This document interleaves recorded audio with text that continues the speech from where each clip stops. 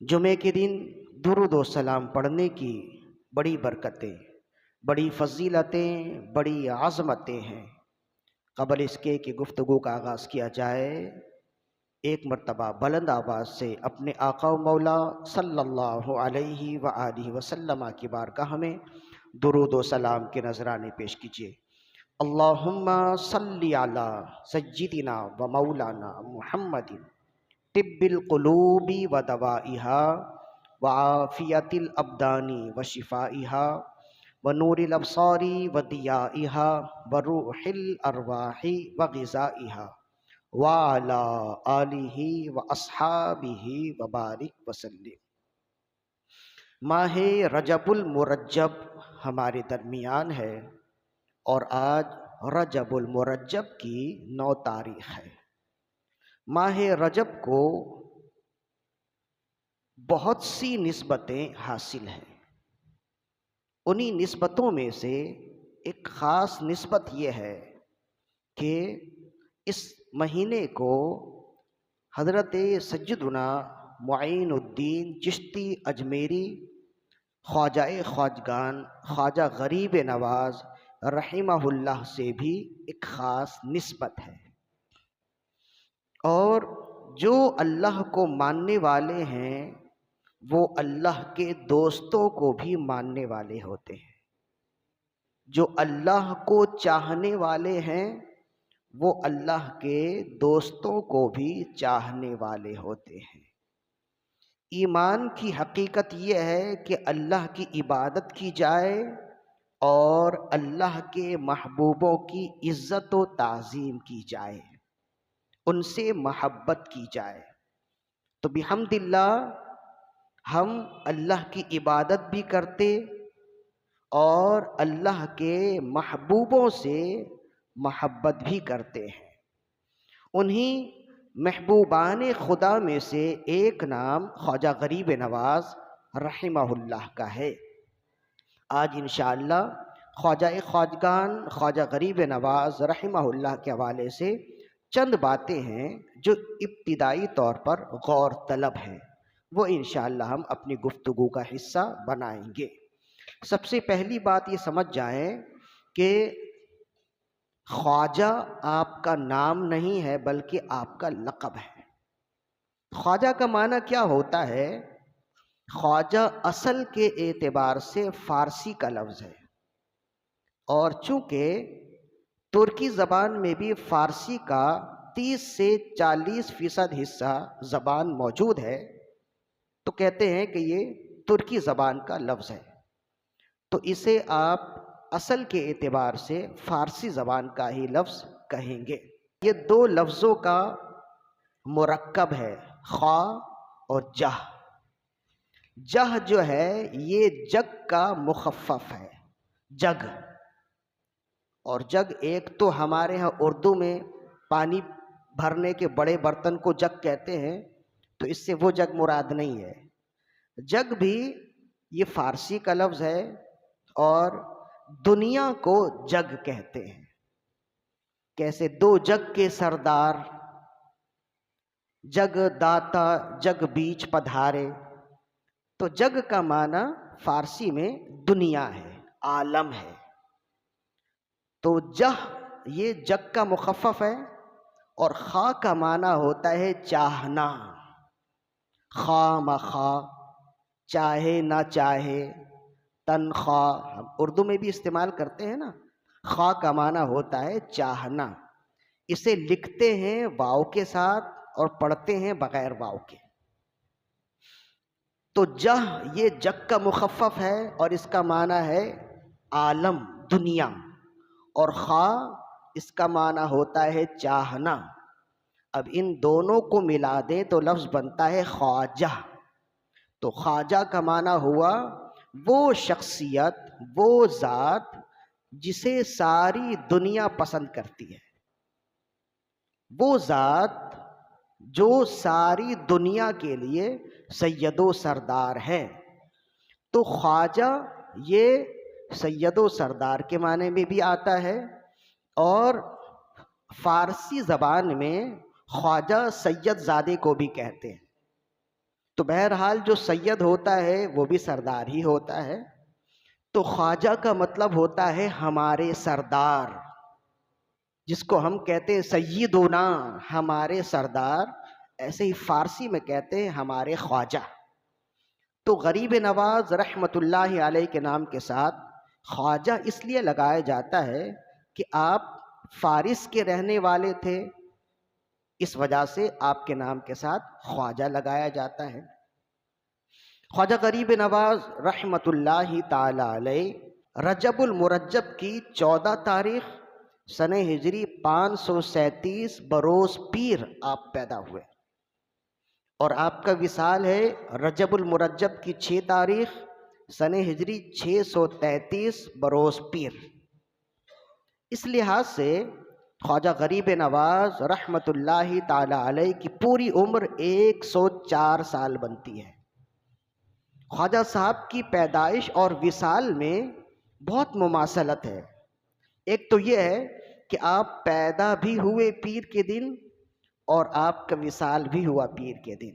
یہ اس بات کی طرف اشارہ ہے کہ جس کی پیدائش بھی پیر کے دن ہوئی اور جس کا وصال بھی پیر کے دن ہوا، یہی وہ شخص ہو سکتا ہے جو رسول اللہ صلی اللہ علیہ وآلہ وسلم کا نائب بنے. اس لیے کہ خود رسول اللہ صلی اللہ علیہ وآلہ وسلم کی پیدائش بھی پیر کے دن ہے اور آپ کا وصال بھی پیر کے دن ہے.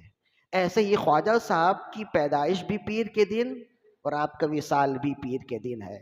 تو جو آپ کی پیدائش اور وصال کے دن کو جانے گا تو پھر اس سے یہ کہنے کی ضرورت نہیں ہوگی کہ خواجہ صاحب رسول اللہ کے نائب ہے، اس لیے کہ یہ اللہ کی طرف سے اشارہ ہے نا.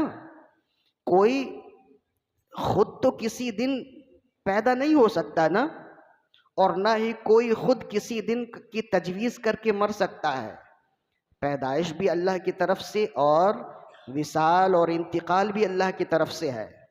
تو اللہ نے خواجہ صاحب کو پیدا فرمایا پیر کے دن اور وصال فرمایا پیر کے دن، بالکل رسول اللہ صلی اللہ علیہ وآلہ وسلم کی پیدائش اور وصال کی طرح. یہ بات کے لوگوں کو بتانے کے لیے کہ بے شک معین الدین حسن سنجری رحمۃ اللہ علیہ اللہ تعالیٰ کے نائب ہیں. نائب کا معنی ہوتا ہے اللہ کا پیغام لوگوں تک پہنچانے والے، اللہ کے دوست ہیں. ایک اور دوسری مماثلت آپ کی تاریخ میں یہ ہے کہ آپ کی پیدائش بھی رجب میں ہے اور آپ کا وصال بھی رجب میں ہے. یعنی آپ کی پیدائش ہے 14 رجب اور آپ کا وصال ہے 6 رجب. اور رجب اللہ کے معظم اور مکرم مہینوں میں سے ایک ہے، یعنی حرمت والے 4 مہینوں میں سے ایک مہینہ رجب ہے اور بہت ہی عظیم ترین مہینہ ہے. اس کو رسول اللہ صلی اللہ علیہ وآلہ وسلم نے ارشاد فرمایا رجب اللہ کا مہینہ ہے، شعبان میرا مہینہ ہے، رمضان میری امت کا مہینہ ہے. تو اللہ نے اپنے پیارے کو اپنے خاص مہینے میں، اپنے پسند کے مہینے میں پیدا کر کے بتایا کہ لوگوں ان کی پیدائش سے ہی تمہیں معلوم ہو جانا چاہیے کہ یہ غیر معمولی آدمی ہیں، یہ معمولی شخصیت نہیں ہے، یہ میرا خاص ولی ہے، یہ میرا خاص دوست ہے جسے میں نے اپنے خاص مہینے میں پیدا کیا ہے. اس لیے کہ نہ پیدائش اختیاری ہے اور نہ ہی وصال اختیاری ہے، یہ دونوں اضطراری ہے. نہ آئے اپنی خوشی سے نہ جائیں گے اپنی خوشی سے. آئی قضا لے چلی چلو، اپنی خوشی سے آئے نہ اپنی خوشی چلو. نہ ہم اپنی خوشی سے آئے ہیں اور نہ ہی اپنی خوشی سے ہم جائیں گے. تو ان تاریخوں کا تعین بھی تو اللہ کی طرف سے ہی ہے نا. دن بھی ایک، مہینہ بھی ایک، اور پھر ان مہینوں میں بھی وہ مہینہ جو اللہ کا پسندیدہ مہینہ ہے رجب المرجب، اسی مہینے میں آپ کی پیدائش بھی اور اسی مہینے میں آپ کا وصال بھی ہے. اور آپ 104 سال تک اس مادر گیتی میں اس آب و گل میں تشریف رکھتے رہے، زندہ رہے اور اللہ کے بندوں کو راہ ہدایت دیتے رہے۔ یہ تو ہے تھوڑی سی گفتگو آپ کی ذات سے متعلق، اور پھر آپ کی ذات سے ایک نام اور بھی منسوب کیا جاتا ہے، چشتی اجمیری کہا جاتا ہے، خواجہ معین الدین حسن چشتی اجمیری۔ تو اجمیر تو ہندوستان کا ایک بہت ہی خوبصورت شہر ہے، وہیں آپ رہے، وہاں آپ کی پیدائش نہیں ہے، آپ نے ساری دنیا کا چکر لگایا، جہاں تک اللہ کی رضا ہوئی آپ گئے، مختلف ملکوں کا آپ نے دورہ کیا، جو آپ کے ساتھ لوگ تھے انہوں نے آپ کی سیرت پر یہ بات لکھی ہے۔ یہی وجہ ہے کہ کوئی شخص ایک جگہ بیٹھا ہو نا تو اس کی پوری سیرت لکھی جاتی ہے، جیسے غوث پاک ہے، آپ بغداد معلیٰ میں ہی رہے، تعلیم حاصل کی، اور پھر وہیں آپ نے اپنی زندگی کے آخری ایام گزارے، تو ایک عرصہ وہاں رہے تو آپ کی پوری سیرت لکھی گئی۔ خواجہ صاحب کا معاملہ یہ ہے کہ آپ ایک جگہ بیٹھے نہیں، آپ نے کئی بار مختلف ملکوں کا دورہ کیا، تو اسی وجہ سے آپ کی پوری سیرت تسلسل سے ملتی نہیں ہے۔ ہاں 40 سے 42 سال عمر کا آخری حصہ آپ نے اجمیر شریف میں گزارے، تو اس وجہ سے جو آخری وقت تھا اس آخری وقت کی کچھ سیرت کی باتیں کتابوں میں موجود ہیں۔ یعنی جب آپ اجمیر شریف آئے تو آپ کی عمر 60 سے 62 سال تھی، اور پھر آپ نے آخری وقت وہیں گزارے، تو آپ کے نام کے ساتھ اجمیری لگانا اجمیر کی نسبت سے ہے۔ چشتی لگانا کیوں ہے؟ چشتی لگانے کی 2 وجہ بیان کی گئی۔ ایک وجہ تو یہ ہے، بلکہ 3 وجوہات بیان کی گئی۔ ایک وجہ تو یہ ہے کہ آپ کے جو پیر و مرشد تھے حضرت شیخ عثمان ہرونی رحمت اللہ علیہ، وہ سلسلہ چشت سے بیعت تھے، تو جب ان کا ہاتھ آپ کے ہاتھ میں آیا تو آپ کے نام کے ساتھ بھی چشتی لگا جانے لگا، جیسے کہ آج خواجہ صاحب کے کسی بھی خلیفت سے کوئی بیعت کرے تو اپنے نام کے ساتھ چشتی لگا لیتا ہے نا، تو خواجہ صاحب کے پیر و مرشد کا نام ہے عثمان ہرونی چشتی، تو جب ان کا ہاتھ ان کے ہاتھ میں آیا تو آپ بھی ہو گئے چشتی۔ تو چشتی کہنے کی ایک وجہ تو علماء نے یہ بیان کی، اور دوسری وجہ یہ بیان کی کہ آپ جس علاقے میں رہتے تھے وہ چشت، اس علاقے کا نام چشت تھا، ہرات رہنے والے تھے، ہرات ایک صوبہ ہے، اور اس صوبے میں ایک قصبہ ہے، اس قصبہ کا نام چشت تھا، اور اسی قصبے کا آج نیا نام شاقیلان ہے۔ تو فرماتے ہیں چونکہ خواجہ صاحب چشت کے رہنے والے تھے، اس وجہ سے آپ کے نام کے ساتھ چشتی لگاتے ہیں۔ اور تیسری وجہ یہ بتائی گئی کہ خواجہ صاحب کے دور میں آتش پرستوں کا بڑا غلبہ تھا۔ آتش پرست اس لیے کہ ایران کے جو پرانے لوگ ہیں نا وہ سب کے سب آتش پرست تھے، مجوسی تھے، اور رسول اللہ صلی اللہ علیہ وآلہ وسلم کے زمانے میں یہ مجوسی سپر پاور تھے، پوری دنیا میں ان کی حکومت تھی، اور آج تخت کیا ایک تختہ بھی نہیں ہے ان کا۔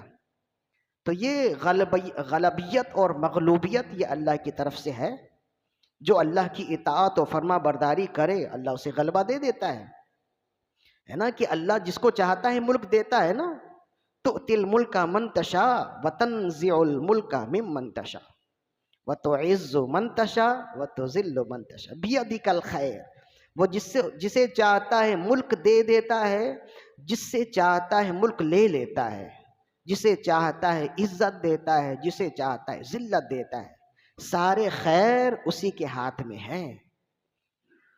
تو ایک وقت تھا کہ مجوسیوں کا غلبہ تھا پوری دنیا میں، اور آج مجوسیوں کا غلبہ کیا اگر آپ تلاش بھی کریں تو مجوسی شاید ہی آپ کو ملے، آتش پرست، اسے اردو زبان میں پارسی المذہب کہتے ہیں۔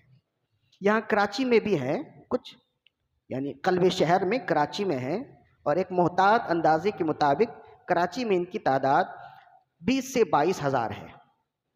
تو ایک وقت میں تو ان کا غلبہ تھا، تو مجوسی اپنے رہبروں کو چشتی کہتے تھے۔ مجوسی زبان میں ان کے رہبر کو چشتی کہتے ہیں، اور ان کی زبان کا اگر چشتی کا ان کی زبان میں اردو ترجمہ کیا جائے تو عرفان الہی بنتا ہے۔ تو مجوسی جس شخص کے اندر اللہ کا نور دیکھتے تھے، جس کی تبلیغ سے وہ راہ راست پر آتے، اسے چشتی کہتے تھے۔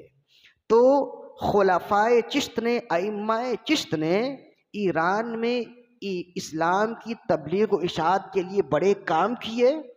تو جتنے مجوسی ان احباب کے ہاتھ مسلمان ہوتے رہے، تو وہ اپنی زبان میں انہیں عرفان الہی کہتے تھے کہ یہ اللہ کے نائب ہیں، یہ اللہ کے خلیفہ ہیں، ان کے ذریعے سے ہمیں اللہ کا نور ملا ہے۔ تو ان تمام عقیدتوں اور نظریے کے مطابق وہ ان احباب کو، جن کے ہاتھ سے وہ ایمان کی دولت سے مالا مال ہوئے، انہیں چشتی کہتے تھے۔ تو خواجہ صاحب رحمۃ اللہ علیہ کے نام کے ساتھ چشتی لگانے کی یہ 3 وجوہات بیان کی گئی۔ آپ کے نام کے ساتھ ایک لفظ اور بھی لگتا ہے، سنجری کو، تو خواجہ معین الدین اجمیری چشتی سنجری۔ تو یہ جو سنجر ہے نا، آپ خواجہ صاحب رہنے والے ہیں سیستان کے، جو ہرات کا ہی علاقہ ہے۔ سیستان کو آج کہتے ہیں سجستان، اور سجستان کا ایک حصہ لگتا ہے آج، سجستان کا ایک حصہ لگتا ہے ایران میں، کچھ حصہ لگتا ہے افغانستان میں، اور کچھ حصہ لگتا ہے پاکستان میں۔ تو یعنی پہلے زمانے کا جو سجستان تھا نا، تو وہ پاکستان میں بھی لگتا تھا، افغانستان میں بھی لگتا، ایران میں بھی لگتا تھا، یہ تو ایک ہی پٹی چلتی ہے نا۔ تو خواجہ صاحب وہاں کے رہنے والے تھے، سیستان، اور وہیں کا ایک شہر ہے ہرات، اور ہرات کا ایک قصبہ ہے جہاں آپ رہتے تھے، اور اس قصبے کا نام آپ کے پیر و مرشد جہاں رہتے تھے اس کا تو ہم نے بتایا شاقلان، اور خواجہ صاحب جہاں رہتے تھے اس جگہ کا نام، وہ جو شہر ہے اس کا نام سیستان ہے، اور اسے سجستان بھی کہتے ہیں۔ تو سجستان کا جب مخفف کیا جائے نا، تو اس کے نام کے ساتھ سجزی لکھتے ہیں۔ جیسے کوئی لاہور میں رہنے والا ہوتا ہے تو اس کے نام کے ساتھ لاہوری رکھتے ہیں، کراچی کا رہنے والا ہو تو کراچوی لکھتے ہیں نا۔ تو خواجہ صاحب سجستان کے رہنے والے تھے، اس لیے آپ کے نام کے ساتھ سجزی لگاتے ہیں۔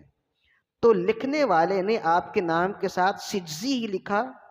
اب آگے چلتے چلتے زے کا نقطہ تھوڑا پہلے چلا گیا تو وہ نون بن گیا، تو بعد کے لوگوں نے سمجھا کہ آپ کے نام کے ساتھ جو یہ لفظ ہے یہ سنجری ہے، تو اصل لفظ ہے سجزی، نون کا نقطہ نہیں ہے، نون کا نقطہ آگے جائے گا وہ زے پہ لگے گا، وہ رے پہ لگے گا اور زے بنے گا وہ۔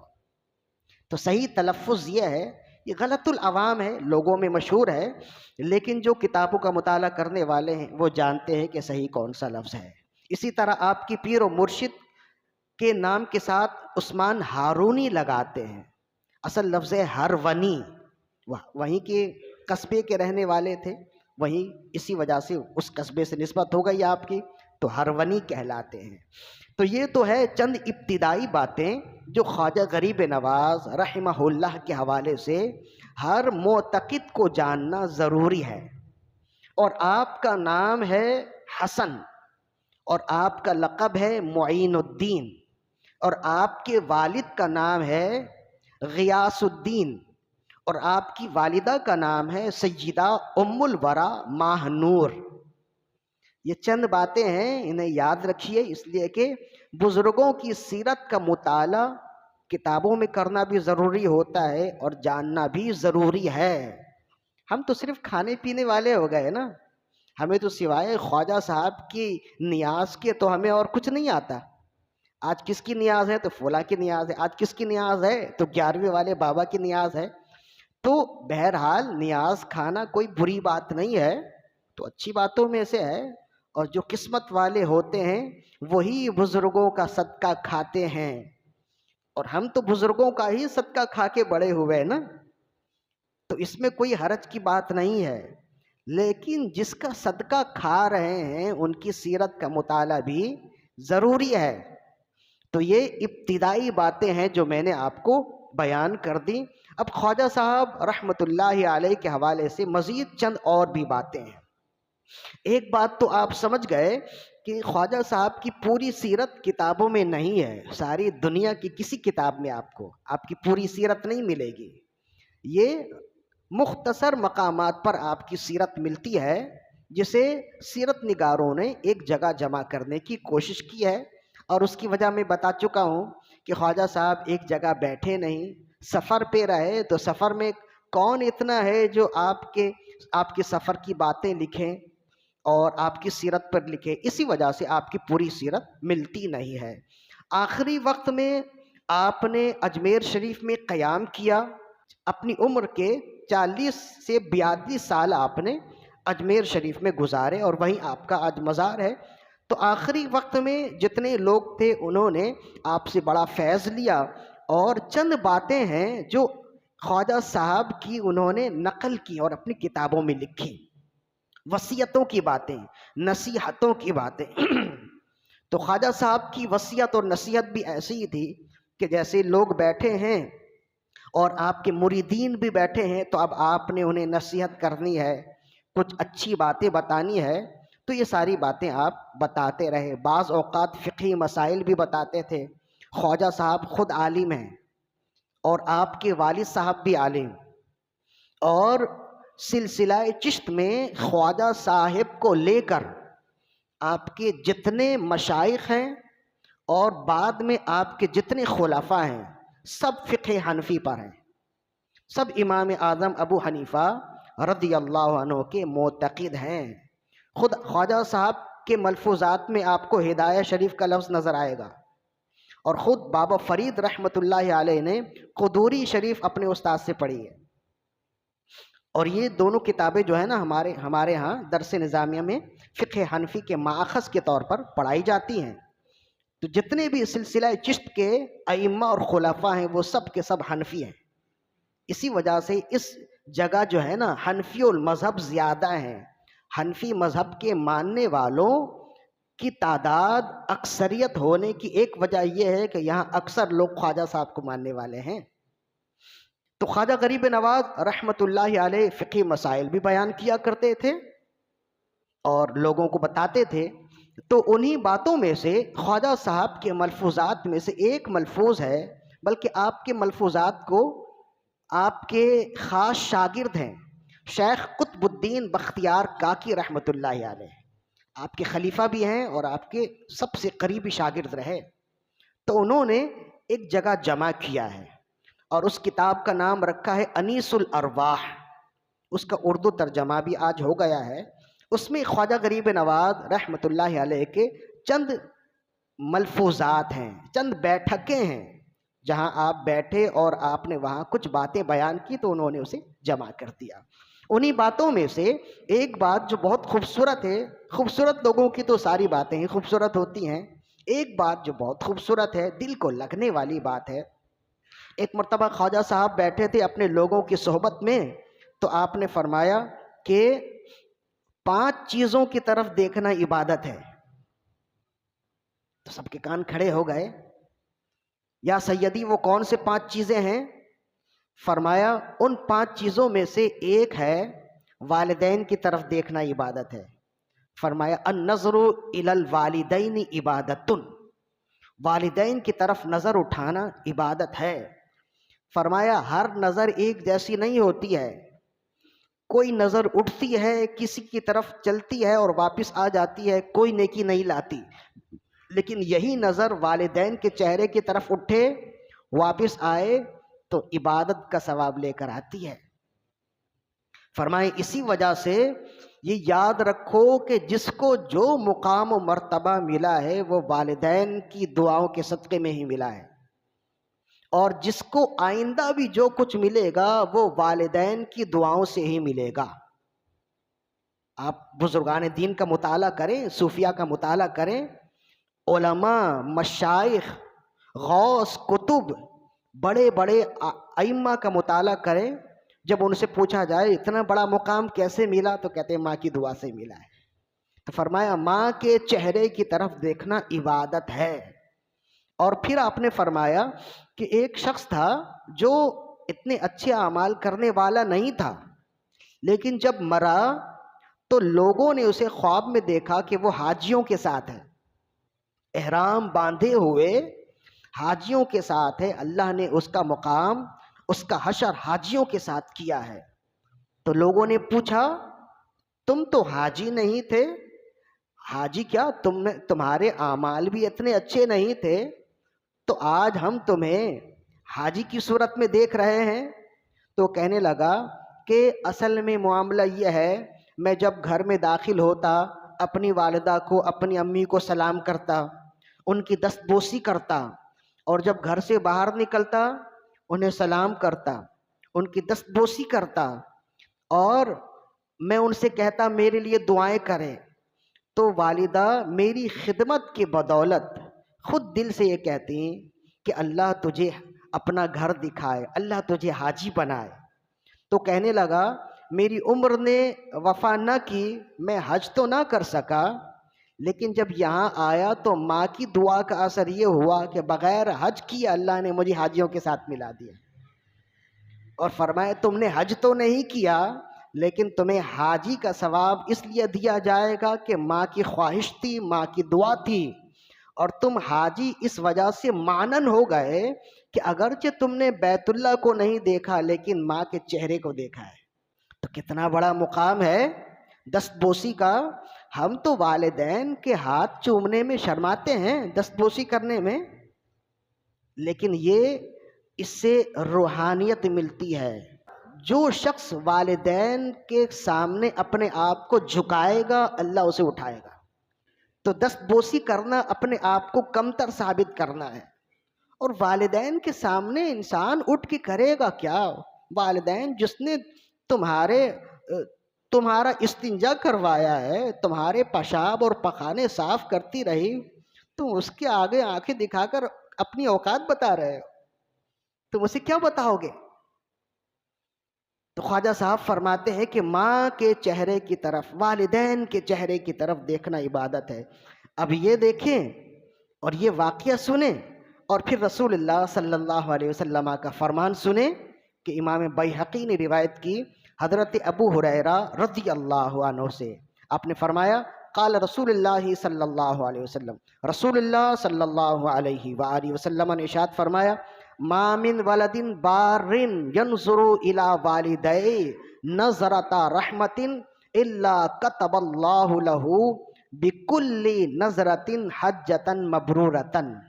فرمایا کوئی والدین کا فرما بردار بچہ اپنے والدین کی طرف دیکھے، نظر رحمت سے دیکھے، تو اللہ ہر نظر کے بدلے اسے ایک حج کا ثواب عطا فرماتا ہے، حجتن مبرورتن، ایک مقبول حج کا ثواب عطا فرماتا ہے۔